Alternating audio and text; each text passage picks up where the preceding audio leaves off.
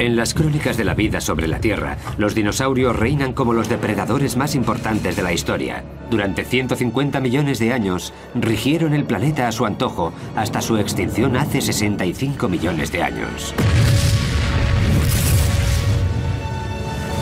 Hay quienes creen que fue un asteroide o un cometa lo que causó su desaparición, y que una vez extinguidos, se abrió la veda para lograr el puesto de superdepredador. Los mamíferos adelantaron posiciones en gran parte del planeta, pero en Sudamérica las cosas no siguieron las mismas reglas. El Istmo de Panamá aún no se había creado y el agua rodeaba el continente sudamericano. Fue el aislamiento lo que hizo que aquí la evolución siguiera un curso distinto. Constituía una isla enorme cubierta de sabanas rodeadas de bosques. En este lugar, los mamíferos eran en su mayoría herbívoros que iban desde grandes perezosos hasta extrañas criaturas armadas como los gliptodontes. Dados los participantes, el título a superdepredador se lo llevó una familia de aves monstruosas un tanto peculiares. En la actualidad las conocen como aves del terror y vivieron unos 158 millones de años. Como veis, la cabeza es enorme, como en todas estas aves terroríficas, por lo que podían golpear con muchísima fuerza a una presa potencial, que moriría prácticamente al instante. ¿Cómo habrían logrado conseguir esa fuerza unas aves? Se han encontrado restos fósiles de estos pájaros enigmáticos que ahora se encuentran en laboratorios científicos, pero los orígenes de las aves del terror siguen siendo un misterio. El registro de fósiles da algunas pistas, pero la investigación iniciada hace más de 120 años sigue en marcha. En 1887, el paleontólogo Florentino Ameghino escribió sobre un fósil que habían encontrado en la Patagonia argentina. Era un hueso de mandíbula que no presentaba dientes y que pertenecía a un cráneo de unos 60 centímetros. Dadas las dimensiones y según Ameghino, debía de tratarse de un mamífero. Tras varias investigaciones y sus posteriores descubrimientos, se dio cuenta de que se había equivocado. A los científicos les llevó otros 4 años identificar a aquellos grandes depredadores como aves. Las pistas clave las encontraron en el centro de los propios huesos fósiles. Luis Chiappe es uno de los expertos en estos pájaros más importante del mundo. Se dedica a estudiarlos en el Museo de Historia Natural de Los Ángeles.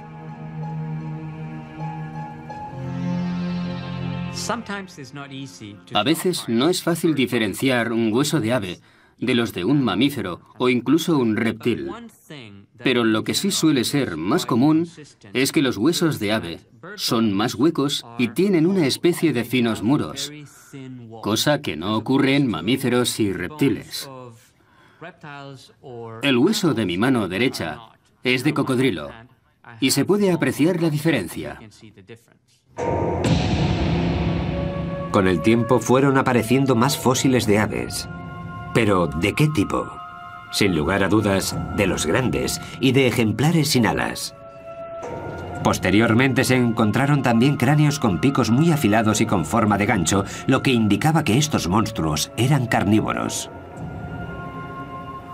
Cuando apareció el primer cráneo completo de un ave del terror, los científicos se dieron cuenta de que aquel superdepredador no era un mamífero sin dientes, sino un ave depredadora y un ave gigante. Los picos en forma de gancho y las garras afiladas son las dos características que las aves del terror comparten con las aves de rapiña actuales.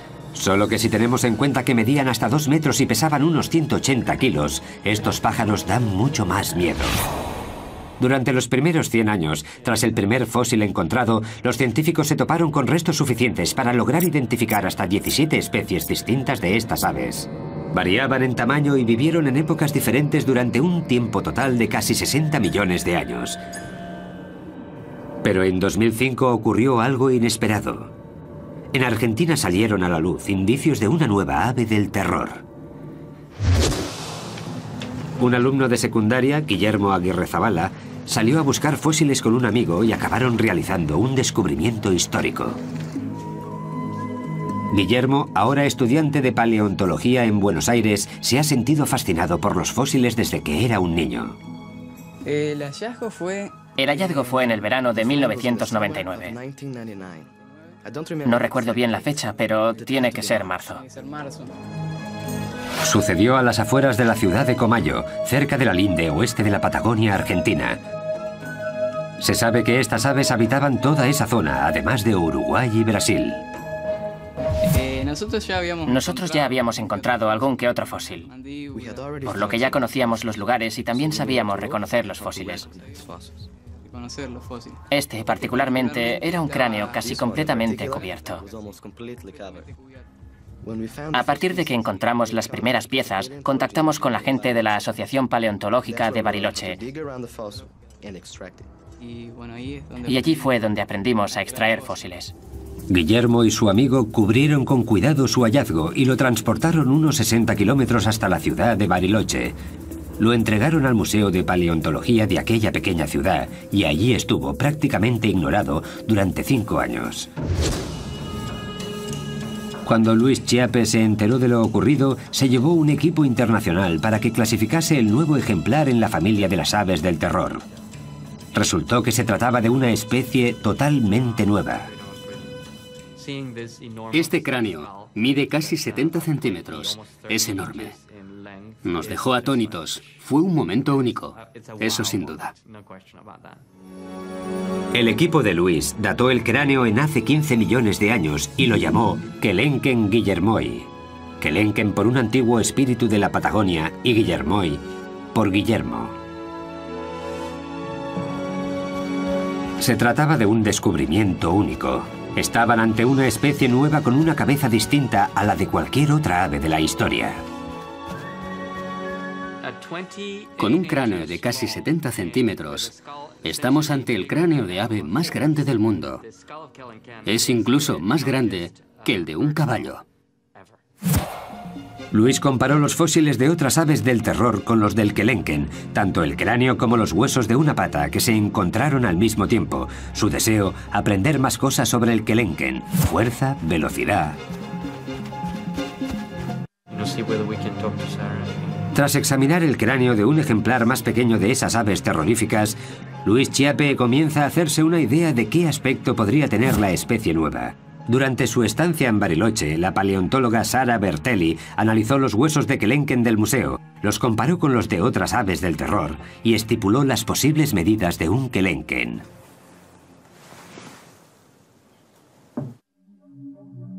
Aunque el cráneo era lo más espectacular del hallazgo, el hueso entero de una de las patas facilitó también datos muy importantes. Este es el hueso de la pata de Kelenken, que en humanos correspondería a los huesos fusionados desde el tobillo hasta los dedos del pie. El hueso muestra una figura inesperadamente esbelta para un ave de esas dimensiones. Algunas de las otras familias de aves del terror eran mucho más gruesas y se cree que tendían emboscadas a sus presas. El Kelenken era diferente. Por eso, en las aves de terror, que son más grandes y robustas, este hueso es corto y ancho. En las aves más rápidas, este hueso es largo. Y esta es la condición de Kelenken, y por lo cual nosotros pensamos que era un corredor. El Kelenken está entre las aves del terror más altas y rápidas. Pesaba alrededor de 180 kilos y medía unos 2 metros de alto. Sus patas eran muy esbeltas y musculadas, por lo que debían de alcanzar velocidades altas. Desde la punta del pico hasta la cola medían unos 3 metros, pero vistos de frente sorprendían con sus escasos 45 centímetros de ancho. Seguramente para que las presas potenciales no los descubrieran fácilmente. Sin embargo, los estudios de Sara revelan que la fuerza de un mordisco suyo es inversamente proporcional a su anchura. Los huesos del cráneo de un Kelenken albergan numerosos músculos unidos a las sienes, lo que da una pista del gran poder de sus mandíbulas. Estos músculos controlan la fuerza de un buen mordisco en muchos animales y representan una de las características que incluso los humanos compartimos con las aves del terror. Si colocamos nuestra mano en esta zona y abrimos la mandíbula, podemos sentir la contracción de los músculos temporales. Estos músculos, la cicatriz dejada por estos músculos en el cráneo de Kelenken ocupa la mayor parte del techo del cráneo, lo que nos da una idea de la tremenda fuerza que tenía esta ave al morder. Otro grupo de cicatrices revela la fuerza de los músculos del cuello, fuerza que facilitaba a estas aves del terror la tarea de emprenderla a golpes con sus presas, a la vez que las asustaban con su enorme pico y sus fuertes garras. Valiéndose de su cabeza, como si de un hacha se tratara, las aves del terror clavan su pico en su presa y son capaces de atravesar carne e incluso algunos huesos. La cabeza de estas aves era una auténtica máquina de matar, un arma muy poderosa que bien les valió el puesto de superdepredador de toda Sudamérica.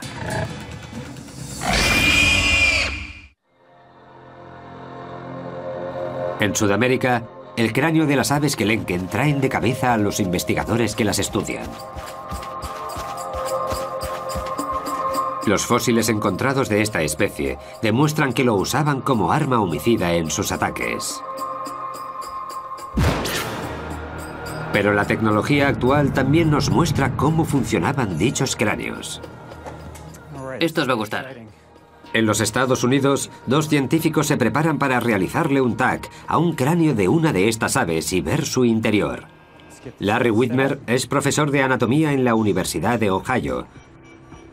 Con él está Bob Chandler, especialista en aves del terror de la Universidad Estatal de Georgia. ¿Qué vamos a hacer? Intentaremos alinearlo para que quede centrado antes de proceder con los rayos X. Así el láser lo recorrerá completamente de arriba abajo. Listo. El proceso parte del cráneo de un ave del terror y le da la vuelta.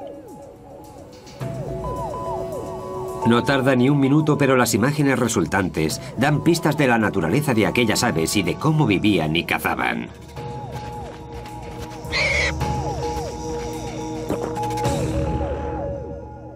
Solo con mirar el cráneo sabemos que se trata de uno muy grande y fuerte. También se aprecia este pilar delante de la cuenca de los ojos, un pilar largo y fuerte. En la zona correspondiente a las mejillas hay una especie de barra bastante gruesa que nos sugiere que el cráneo en sí estaba diseñado para dar y soportar fuertes golpes. Algo que el pacífico y herbívoro Homalodotherium habría comprobado por sí mismo al enfrentarse al temido Kelenken. El Homalodotherium era una de las presas más comunes del Kelenken. Se trata de un animal ungulado del que no se conocen descendientes modernos. Era un animal muy lento de unos 275 kilos que pesaba casi un 50% más que el Kelenken, por lo que este último necesitaba una buena estrategia de caza. Una de esas posibles estrategias podría ser atacar a su presa en la parte inferior del cráneo para paralizarla. Una vez derribada la víctima, el pico del ave del terror se encargaría de desgarrarla, un comportamiento habitual incluso en las aves existentes en la actualidad. Sí, ya lo sé. Joe Camp es adiestrador de animales en el sur de California. Con la ayuda de un halcón es capaz de demostrar el uso que hacen las aves de presa de su pico como herramienta primaria. Nos da una idea de cómo se ayudan con el pico. Básicamente, lo hunden en el cuerpo de la víctima como si la estuvieran apuñalando. Posteriormente, con la parte inferior cortan y con la superior logran desgarrar grandes trozos de carne. Utilizan el pico al igual que los humanos nuestros incisivos. Para ellos es como si fueran los dientes. El TAC nos muestra que tiene forma de escudo. El TAC no se limita solamente al pico y profundiza también en el resto de la cabeza. Los resultados son sorprendentes. Una de las cosas que nos muestra el TAC nos ha dejado boquiabiertos. Hemos visto que en la parte interior del pico hay una gran cavidad hueca. No nos lo esperábamos. Está completamente hueco y no entendemos a qué se debe esta estructura totalmente vacía. En mi opinión, creo que esa cavidad hueca podría funcionar como caja de resonancia. Puede que le sirviera para emitir una especie de sonidos como traqueteos, que al mover sus mandíbulas, el sonido resonara en esa cavidad.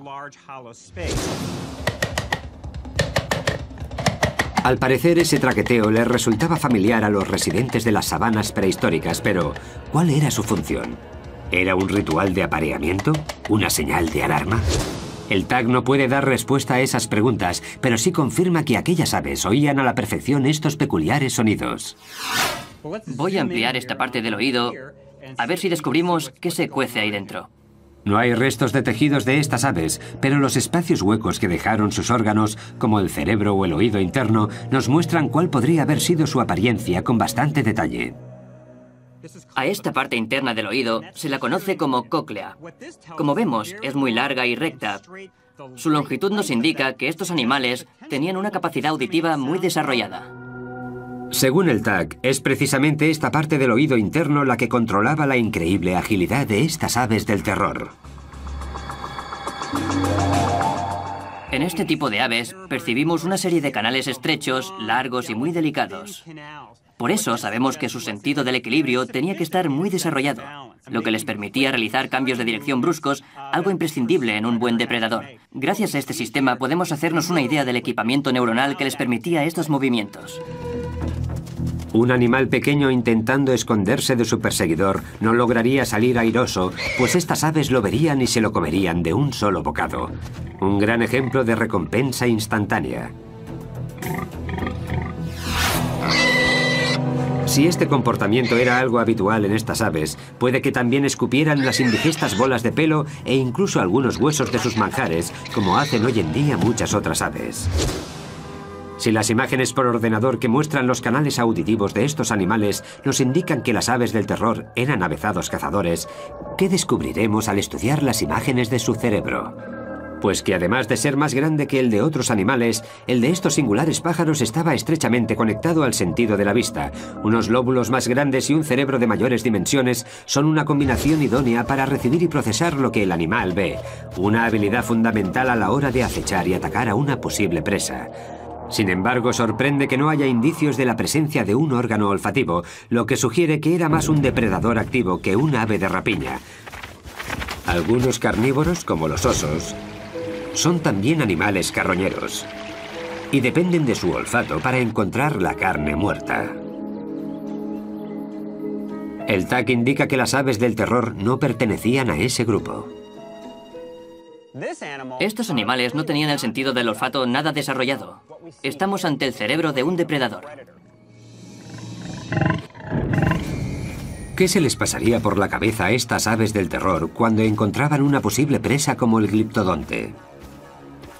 El gliptodonte es uno de los animales más característicos de entre todos los mamíferos de Sudamérica, por su armadura ósea y resistente. Es un animal que vivió en la era de los Kelenken y que pesaba unos 90 kilos. La armadura le cubría todo el lomo, desde la cola hasta lo alto de la cabeza. Hablamos de un animal al que no debía ser muy fácil matar, porque poseía un caparazón de 1,5 centímetros de espesor. Ahí es donde entra en acción el poder cerebral de las aves del terror. Llevamos mucho tiempo gastando bromas sobre el escaso tamaño del cerebro de los pájaros, pero este es relativamente grande. Estos centros de aquí pertenecen al córtex cerebral. Como se puede ver aquí, en estos ejemplares está muy extendido, lo que indica que estos animales tenían mucha capacidad para enfrentarse a condiciones inesperadas. Tenían una cierta capacidad de razonamiento a la hora de resolver problemas. Y el armado gliptodonte era sin duda un problema. Me imagino al Kelenken acechando al gliptodonte, pensando en cómo atacar, barajando sus opciones de éxito. Al final, tras estudiar los movimientos de su presa, un ave del terror se habría dado cuenta de que si metía una de sus patas por debajo del caparazón del gliptodonte, podría darle la vuelta y dejar a su víctima con el vientre expuesto.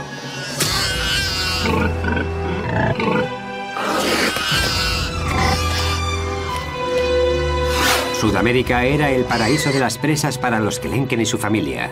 Al tratarse de un depredador activo y con un peso de unos 200 kilos, estas aves tenían que ingerir entre 10 y 15 kilos de comida al día. Y este aislado continente se los proporcionaba, por lo que estas aves del terror vivían en su propio jardín del Edén.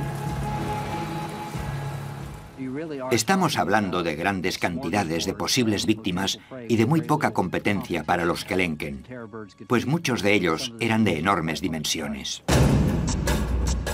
Pero nada es para siempre. Nuestro planeta está constantemente cambiando y el paraíso remoto de estas aves empezó a resquebrajarse al ritmo de las erupciones volcánicas.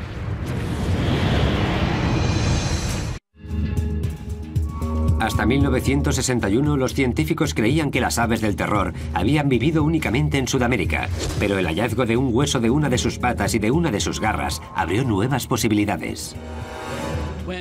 No se lo creían. Pensaron que debía tratarse de otra cosa. Esta cinta muestra a varios científicos trabajando en el río Santa Fe de Florida, el lugar en el que aparecieron los fragmentos de una criatura a la que identificaron como Titanis valeri, hasta ahora la única ave del terror encontrada en el continente norteamericano. ¿Se imagina la emoción que nos embargó a todos cuando descubrimos los restos del primer espécimen conocido de esta especie aquí en Florida? Esta criatura, oriunda de un continente aislado por el agua, consiguió llegar a 11.000 kilómetros de su lugar de origen. Su ruta seguía un sendero de lava y cenizas procedentes de varios volcanes.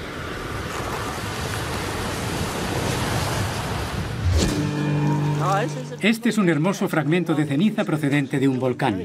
En el centro de Oregón, el geólogo Greg Retalak le muestra al paleontólogo Jordi Dackler la rapidez con la que un volcán puede cambiar el paisaje. Es un tipo de roca volcánica muy poco habitual. Retalak afirma que el depósito de Oregón se creó debido a una erupción antigua en la zona del Cinturón de Fuego del Pacífico, una zona con más de 400 volcanes que abarcan el Océano Pacífico desde Nueva Zelanda a Chile. Ese anillo toca también a Panamá, por donde Norteamérica y Sudamérica habían estado separadas por agua. Ambos continentes se unieron debido a una gran actividad volcánica que tuvo lugar en el Istmo de Centroamérica cuando aquellas magníficas aves del terror se encontraban en plena peregrinación. La conexión entre ambos continentes se formó a partir de la lava volcánica que salía del fondo del mar, así como de las placas tectónicas que se levantaban hacia la superficie. Pero la historia no se acaba ahí. Las selvas endémicas de Centroamérica no constituyen un lugar al que las aves del terror hubieran migrado sin más. Pero los depósitos de ceniza volcánica entraron en juego.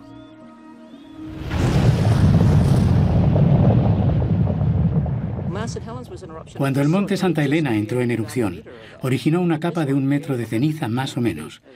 Pero este en concreto creó una capa de 33 metros y a 600 grados centígrados su erupción fue mucho más grande que la de Santa Elena. El volcán que creó este depósito explotó a unos 325 kilómetros de aquí. La capa más gruesa de rocas que dejó a su paso ocupa un área de unos 300.000 kilómetros cuadrados. Las desafortunadas criaturas que se encontraban aquí acabaron chamuscadas. Todo, árboles, animales, plantas, todo quedó sepultado bajo los ríos de lava que a 600 grados centígrados quemaron todo lo que encontraron a su paso. Las temperaturas eran superiores a las de un crematorio. No pudieron escapar. Nada podría sobrevivir a aquello. Hace entre 3 y 5 millones de años, varias erupciones como esta en Panamá provocaron lo que Retalak llama resurgimiento instantáneo de tierra. Destruyó las selvas y abrió el camino de las aves del terror hacia el norte. De tal forma que cuando las plantas volvieron a colonizar estas tierras devastadas por la ceniza, los animales acostumbrados a los espacios abiertos encontraron un nuevo paraíso entre sus ojos, como las aves del terror. Lo más probable es que aquellas que lograron sobrevivir a las erupciones migraran entre 400 y 500 kilómetros. Los huesos del Titanis que se encontraron en Florida constituyen una prueba de que las aves del terror cruzaron el Istmo de Panamá para llegar hasta Norteamérica.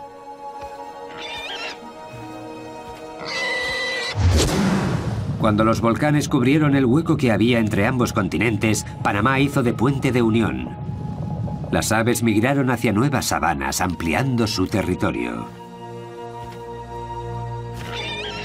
Creo que estos animales eran como el resto. Si ven terreno a su disposición, harán todo lo posible por ocupar cuanto más mejor. Desde aquel gran descubrimiento en 1961 solo se han encontrado un puñado de fósiles de aves del terror norteamericanas. Actualmente hay registradas 42 especies de Titanis en Norteamérica. 41 de ellos están en el Museo de Historia Natural de Florida. Sin un cráneo o un hueso largo, es casi imposible que los expertos logren hacerse una idea completa de cómo serían estas aves. Lo único que tienen que estudiar son escasos y pequeños fragmentos. Irv Quagmire calculó las posibles dimensiones del Titanis comparándolo con otras especies de estas aves. Usó, por ejemplo, la base del fragmento de pata de Titanes disponible para calcular la longitud aproximada de una pata entera. Al estudiar este hueso vimos que es bastante ancho. Una base así tiene que haber sostenido un hueso largo y un ave considerablemente alta. Para verlo mejor vamos a jugar con estos trozos de plastilina y un par de reglas. En una base más pequeña, esta estructura se habría caído. Por eso necesitaba una base más grande para sostenerse en pie. Es decir, base grande, hueso largo, pájaro grande, base pequeña, hueso más corto, pájaro pequeño. El juego numérico de Quagmire implica también comparaciones entre 16 especies diferentes de estas aves. Incluso analizó una chuña sudamericana, el pariente vivo más cercano a las aves del terror. Estos estudios dieron como resultado las dimensiones del esqueleto metálico de Titanis que se construyó en el Museo de Florida, la primera visión general de un ave del terror. Los científicos concluyeron que el Titanis se parecía asombrosamente a los Kelenken, la especie de aves del terror más alta de todas, aunque su tamaño fuera un 20% más pequeño. Sin embargo, esa menor envergadura le habría proporcionado más velocidad y agilidad. Las aves del terror que llegaron a Norteamérica formaban parte del Gran Intercambio Americano, un intercambio de especies entre América del Norte y América del Sur a través del Istmo de Panamá. Las aves que nos conciernen requerían esa mayor velocidad para atrapar a las nuevas especies con las que se toparon, y es que cazar a un caballo no era tarea fácil. Las aves más rápidas en la actualidad son los avestruces que, similares en forma y tamaño, nos ayudan a hacernos una idea de cómo corrían las aves del terror. Algunas de estas aves se parecen mucho en lo que a extremidades se refiere al avestruz. Por eso nos valemos de estas últimas para reconstruir la locomoción de las primeras. Dado que el avestruz es capaz de alcanzar los 50 o 60 kilómetros por hora, no es fácil detenerlas para estudiar de cerca su técnica. Por eso, el biólogo Kevin Middleton ha invitado al gimnasta Henry Holloway al campus de la Universidad de California en San Bernardino para intentar recrear cómo alcanzan esas velocidades algunas aves. Henry nos demostrará cómo se mueven las patas del avestruz con la ayuda de un equipo especial. Son unos zancos, unas estructuras de aluminio hechas de fibra de carbono que te dan un impulso equivalente al que proporcionas tú al saltar. Ahora Henry podrá correr como un avestruz, gracias a la imitación de unos tendones nuevos muy largos y elásticos. Sin embargo, la anatomía de los huesos desempeña también un gran papel en esta ecuación. Tenemos el fémur, la rodilla, la espinilla y el pie. Normalmente las aves tienen pies más grandes y se apoyan sobre sus patas al igual que hace Henry cuando se pone de puntillas. Y las aves corren de puntillas. El tamaño del pie es muy importante porque cuanto más grande sea, más largas serán las zancadas. En realidad, esas rodillas que parecen estar del revés funcionan como nuestros tobillos en estos animales tan veloces. Un gran ejemplo de lo grandes que son los huesos del pie y del efecto palanca que generan.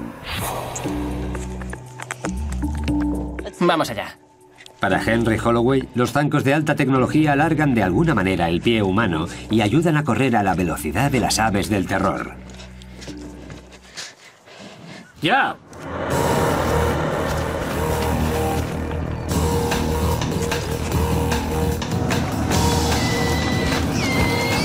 Da zancadas de 2 metros y alcanza los 37 kilómetros por hora. Las aves del terror, con patas más largas y músculos más desarrollados, pegarían saltos de hasta 3 metros y alcanzarían los 65 kilómetros por hora como el avestruz de hoy en día. En una carrera de alta velocidad, el Titanis debía seguir el ritmo de un caballo si no quería que éste le diera una buena coz. Las aves del terror tenían buenos reflejos y arrancaban con facilidad. Cuando alcanzaban a su presa, le propinaban un buen golpe con el pico en la parte posterior del cuello, hiriéndola gravemente. Cuando el animal hubiera muerto desangrado, atacaría de nuevo para despacharlo finalmente.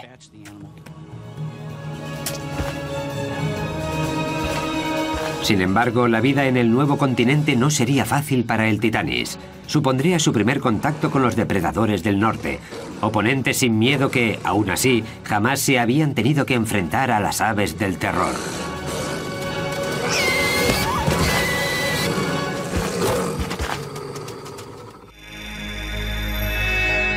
Hace alrededor de 5 millones de años, en lo que ahora se conoce como el sureste de los Estados Unidos, un recién llegado misterioso se alimentaba de caballos primitivos.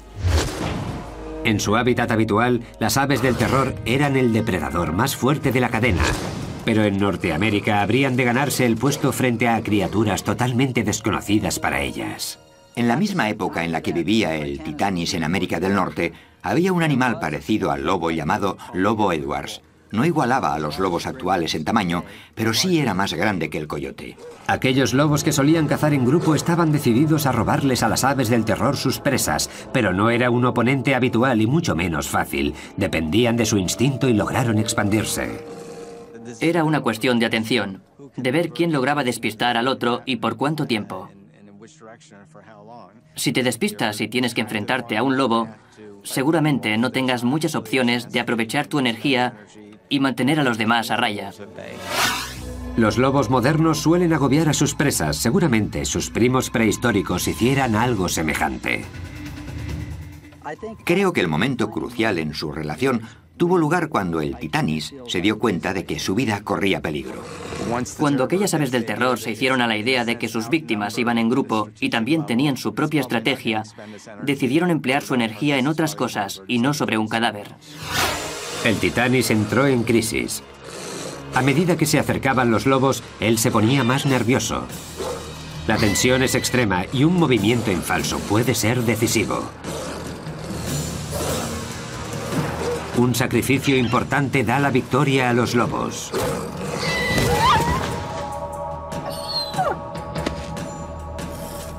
Con la lección bien aprendida, las aves del terror ceden. Su inteligencia las ayudará a cambiar de estrategia de caza.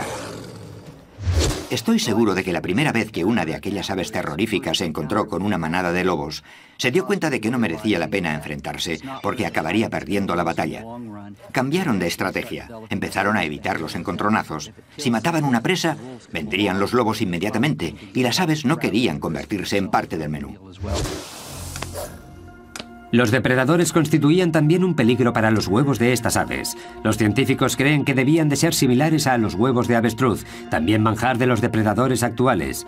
Hoy en día, muchos depredadores logran mantener alejados a los avestruces de sus huevos. Sin embargo, los depredadores prehistóricos habían de esperar a que las aves del terror se despistaran de sus nidos. Si estos huevos se parecían a los de avestruz, ¿eran muy resistentes? Para comprobarlo, colocamos una tabla de madera sobre un único huevo de avestruz y vamos añadiendo pesas de hierro, 10 kilos cada una. La tabla concentra todo el peso en un punto, pero, aún así, el cascarón soporta la presión hasta un total de 80 kilos. Después se rompe. Sin embargo, es una fuerza ilusoria. Si ese mismo huevo se cayera desde una altura de 60 centímetros, rompería al instante, y lo mismo si chocaran dos huevos. A un lobo Edwards no le costaría mucho cascar un huevo de un ave del terror para poder degustar el manjar de su interior. Pero tampoco era el único depredador norteamericano al que debía enfrentarse el Titanis. Entre los más peligrosos contamos al Smilodon gracilis, un antepasado de los felinos de dientes de sable. Estos últimos harían su aparición en el planeta en la era siguiente. Un enfrentamiento entre un guepardo y un avestruz reflejaría cómo los felinos prehistóricos evitaban enfrentarse a un ave del terror adulta. Sin embargo, con los polluelos la historia era otra. Si pensamos en una hembra de paseo con sus polluelos, no nos costará imaginarnos a una de las diminutas crías rezagada del grupo. Es justo ese el momento que aprovechan los felinos para saltar sobre ella, agarrarla y comérsela. No tan rápido. La madre entra en acción. Si el felino no logra escapar, se preparará para atacar a su oponente. Con las garras intentará alcanzarlo en el pecho. Sin embargo, el ave va mejor armado. Su enorme cabeza será su mejor aliado y el felino resultará herido de muerte a cabezazos. Aunque es demasiado tarde para salvar al polluelo, que falleció desnucado.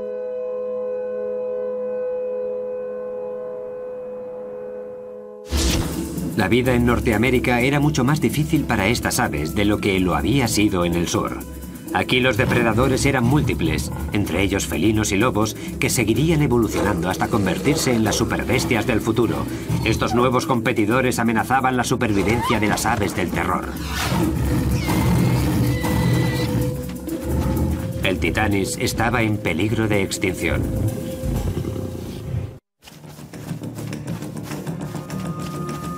El reinado de las aves del terror duró cerca de 60 millones de años. En Sudamérica eran el primer depredador de la cadena. En el norte, inmigrantes intrépidos. Su extinción forma parte de un puzzle que los científicos aún no han conseguido completar.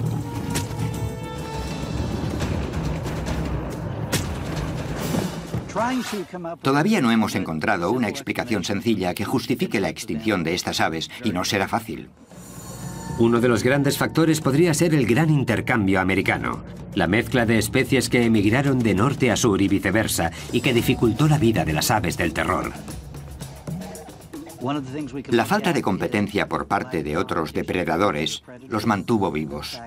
Las especies más evolucionadas del norte, como caninos o felinos, activó la restricción de comida. Hace 2 millones de años, las aves del terror del norte y del sur del continente americano se veían demasiado presionadas para encontrar alimento porque tenían que compartir su territorio con los dientes de sable. La presión que ejercían estos depredadores y oponentes fueron 2 factores de la extinción de las aves del terror, pero no los únicos. No creo que estas aves fueran derrotadas por los mamíferos, sino que se trató más bien de un cambio climático. Hace 2 millones de años el planeta sufrió una serie de eras glaciales. En el norte, el océano se convirtió en hielo. El nivel del mar descendió y con él las zonas húmedas, como en Florida, donde vivían los titanis. El paisaje se secó. La vegetación también sufrió un cambio importante por culpa de la falta de agua, y las consecuencias afectaron a la alimentación de toda la cadena. El número y la variedad de animales de los que se alimentaba el Titanis se vio alterado. Es como el efecto dominó. Es como si el cambio climático originó la extinción del Titanis. En Sudamérica, los Andes continuaron el ascenso que habían comenzado hacía millones de años. Cada vez más bloqueaban las lluvias y las sabanas se fueron convirtiendo en secas estepas. Las aves estaban cada vez más afligidas. Medio ambiente, peligro, competencia. Todos ellos son posibles sospechosos en el misterio de las aves del terror sobre por qué su largo reinado acabó en completa extinción. ¿Fue solo uno? ¿Una combinación de los 3? Demasiado pronto para saberlo. Pero es precisamente ese el reto al que nos enfrentamos ahora los científicos. Ampliar los datos que tenemos de estos animales y entenderlos un poco mejor. Seguro que al final logramos averiguar por qué ya no están entre nosotros. El epílogo de la historia de las aves del terror se está escribiendo aún ahora en las excavaciones de Florida. Se sabe que muchas de las grandes aves vagaron por la Tierra hace millones de años, pero se cree que el Titanis, la última de esas aves, podría haber vivido hasta hace 10.000 años. Lo que significa que podrían haber llegado a tener contacto con los humanos. Aún no hemos encontrado ni un fragmento de Titanis. Quizá este no fuera el mejor sitio para buscar. Es la época correcta y la era adecuada, pero puede que no el entorno preciso. Los científicos Richard Halber y Bruce McFadden dirigen una excavación arqueológica en la que los sedimentos de calizas contenían fósiles del gran intercambio americano. Quieren resolver el enigma del Titanis. Puede que los humanos de su época los cazaran hasta provocar su extinción. Si el Titanis vivió hasta hace 10.000 años, una de las explicaciones posibles para la extinción de una de las aves con más éxito de la historia sería la acción humana, que por aquel entonces también se extendía por toda Norteamérica. El problema era el siguiente. En tierras secas, los fósiles aparecen en las capas sedimentarias. La posición de las capas suele corresponder a la fecha de los fósiles. Pero los del Titanis aparecieron bajo el agua, a donde los había llevado el río de Santa Fe. ¿De dónde salen estos fósiles? Es que se encontraron aislados en el medio del arroyo y no en una zona amplia de sedimentos. Los buceadores encontraron fragmentos de Titanis mezclados con huesos de animales que vivieron hace 10.000 años. Así que, ¿de cuándo podrían ser estos? Bruce McFadden resolvió el misterio gracias a los restos químicos de los minerales que había en los fósiles. Comparó los huesos de Titanis con los de otros especímenes recientes y con los de algunos de hace 2 millones de años. Cuando los huesos se convierten en fósiles, absorben minerales del agua del suelo, y estos minerales son únicos de cada época. Por eso los fósiles que pertenecen a diferentes momentos presentan elementos químicos distintos. Bruce recogió muestras de varios huesos fosilizados de Titanis y las preparó para su posterior análisis con un espectrómetro. Los resultados dieron el perfil de los elementos químicos de dichos huesos, prueba concluyente de que vivieron mucho antes de que el hombre llegara a Norteamérica.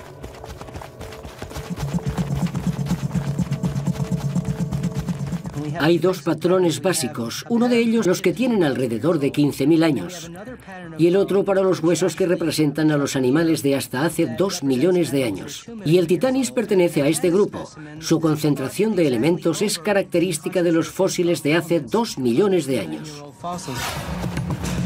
Sorprendentemente, la historia no se acabó allí. Las aves del terror aún tienen mucho que contarnos sobre su vida en el norte. Bruce McFadden también encontró fósiles de Titanis en Texas que databan no de hace 2, sino 5 millones de años. Es decir, las aves del terror vivieron en Norteamérica alrededor de 3 millones de años, mucho tiempo para una sola especie. Una gran señal de adaptación para una familia de depredadores espectaculares. A pesar de contar con numerosos competidores, el Titanis fue el legítimo sucesor de las grandes aves del terror. En su último hogar en Norteamérica, no solo sobrevivió, sino que prosperó.